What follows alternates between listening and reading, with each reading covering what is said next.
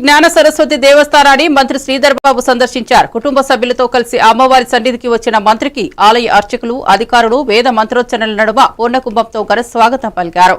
అమ్మవారి దర్శనానంతరం అర్చకులు మంత్రికి తీర్థ ప్రసాదాలను అందజేశారు. అలాగే మహంకాళి దత్తాత్రేయ స్వామిని మంత్రి దర్శించుకున్నారు.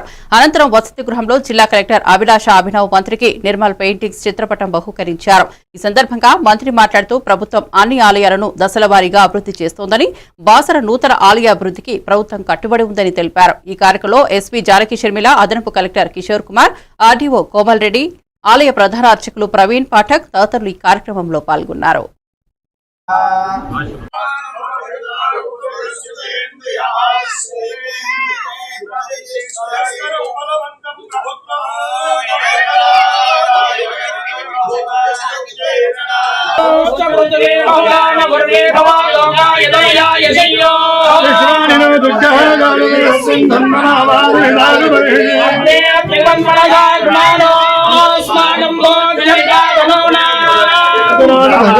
ఈరోజు మా ప్రభుత్వం ప్రత్యేకించి మొన్ననే దేవాదాయ శాఖ మంత్రి గారు కూడా కొండా సురేఖ గారు కూడా రావడం జరిగింది.